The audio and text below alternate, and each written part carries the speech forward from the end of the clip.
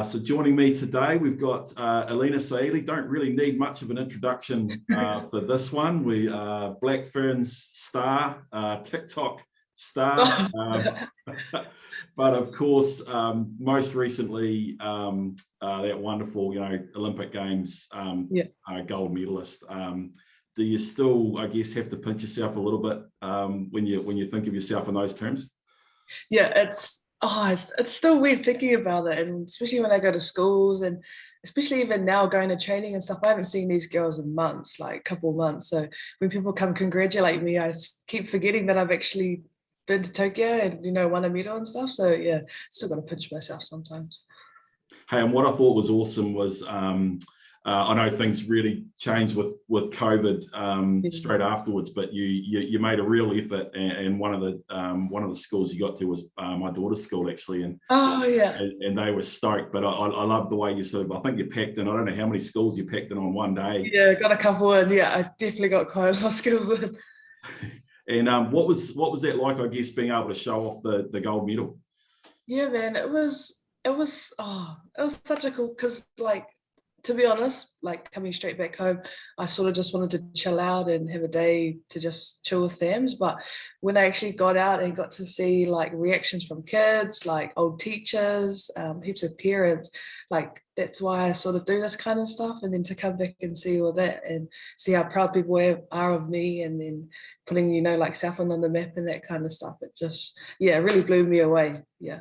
Yeah, fantastic. And I know one of the other engagements you were able to do just after that was catch up with your old crew, the old Academy Southland crew, and have a bit of a chat to some of the stars of the future, which was fantastic. And I think keen to sort of probably talk about some of those topics that you were able to talk to those year one and year two guys about. And I guess going back to even before Tokyo, it wasn't necessarily a straight line for you, was it? There was, that injury. Yeah.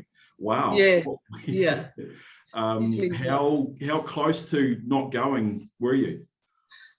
So if we go back to, I'd say after lockdown last year, we came back in, and half the girls went to FPC.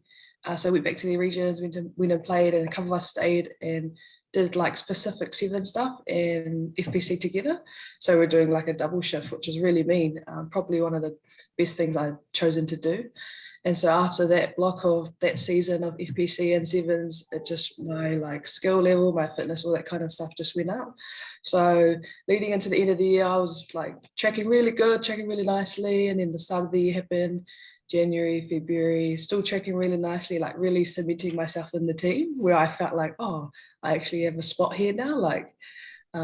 This is different from the past couple of years where I've just been in the background, sort of just tagging along, where I actually had a part or a bit in the team now.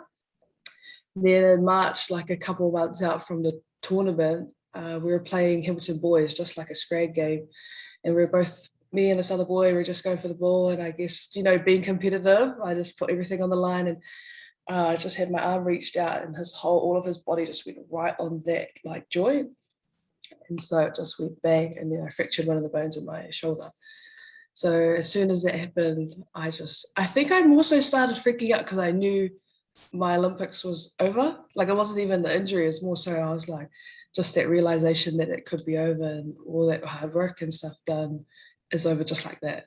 So that's why I freaked out so much that day.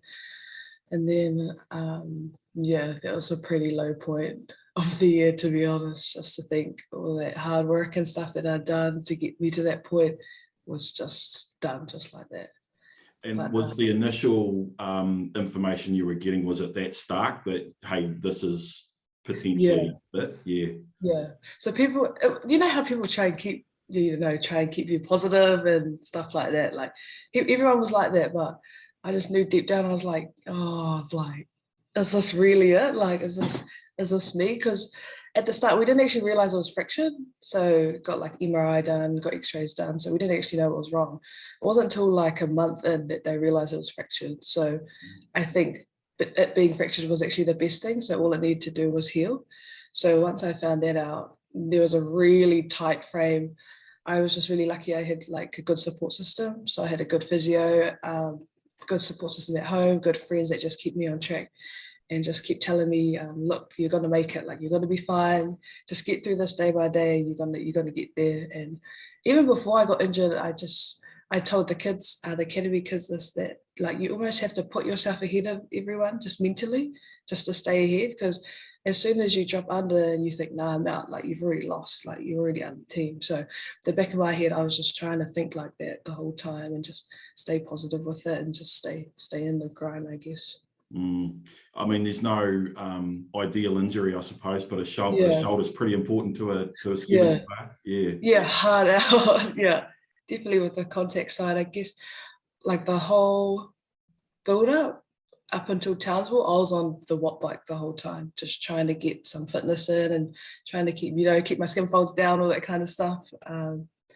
But I didn't really hit much contact until the Townsville tournament, which was a tournament pre-Olympic. So I was just lucky the way it all worked out. It worked out in my favor. Yeah. So you're sitting on the watt bike in those sessions, and I guess you're seeing your teammates, just the sisters going out and doing their thing.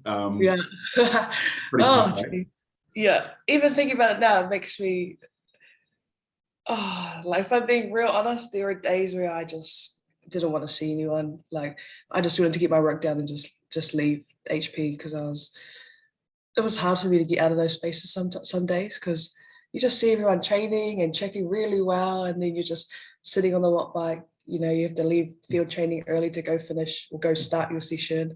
Then they will finish their session, and you've still got like two blocks left to do. It's definitely something you got to work through on your own. And you obviously, like I figured it out how to get through it, but I guess the girls were good as well in supporting me in that space and always checking up on me. Yeah, who wasn't really important for you, I guess, in that time? Who was? Yeah. Definitely the girls they really helped me through this, just kept me on track. And one of the people, my uncle that I live with, he was really important for me. Every time I come home, he just knew if I was a bit off, just because I'd be quiet, just be in my room, sort of that kind of stuff. But he was real good around getting me out and like changing my perspective on things in that space, which was really good for me. So going to Townsville, what was your, I guess, your frame of mind? Excited, nervous, heading into both really. Heading into Townsville, that was going to be my first contact piece that I'd done since I got injured, and then my first minutes in anything. Like I hadn't done any trainings, no. Called 7-on-7 with the team, none of that kind of stuff. So it was really scary for me, but I guess it was good having everyone's trust. So I had like the coach's trust, the trainer, the physio, they just put all their trust in me. So having that at the back of me, I was like, okay, you're sweet, you're good, just go out there and do you, and just play. Fantastic. And we know it all worked out. Did you get a sense early on that, I'm good, the shoulder's good, I can do this? Yeah, that definitely did happen after Townsville, when we had just our normal trainings, and I was slowly getting back into it. I was like, oh, this is where I want to be. This is where I love to be, training amongst the girls and all that kind of stuff. It just felt like all that hard work and all that time on the waddy and in the gym and prehab and rehab, all that kind of stuff, just all led to this moment. So I was so grateful to be there and happy to be running around with the girls. I think you might have talked to the academy about this around. I mean, you've been in that environment for say 5 years now, and it's probably taken that 5 years really, I guess, to get comfortable around all the different aspects of being a professional player. Yeah, definitely. I was talking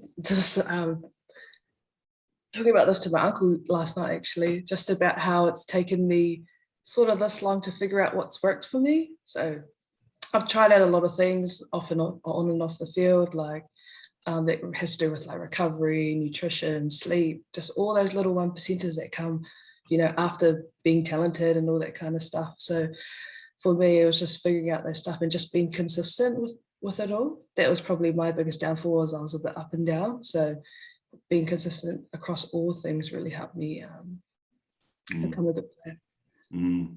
Can you give us an insight? I guess, I mean, it's magic to watch it on TV and see the team achieve and stuff. What's it like actually being in there and being part of it? Oh, I love it, eh? Like, I remember my first year coming out straight out of high school, and I saw, like, you know, Sarah Goss, Portia, Kelly Brazier, all those people I looked up to, and just being there and being in it now and being a part of it. I'm just really grateful to be in it now when I am in here, because the legacy that they've all left behind, and then what we're going to carry on, hopefully, us younger ones, you know, just being in here and embracing it and learning off all of them. It's pretty cool. So yeah, I'm excited for the future of this team, not just for me, but for all the girls coming through too. Yeah, fantastic. So I guess what's happening now and what's happening next?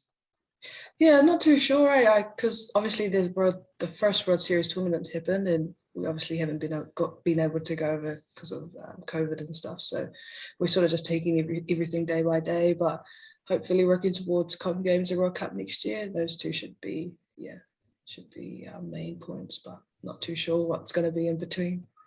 I guess that's one of the silver linings of the fact that Tokyo was postponed, that it's pretty quickly, hopefully into the other big stuff. Yeah. It's crazy how Tokyo happened. None of us thought it was going to go through. So yeah, it's crazy. Yeah, awesome. Hey, well, thank you very much, Alena. That's really great to have you, and that things are trucking along really well. All the best for the future, eh? Thanks for having me. Awesome, cool.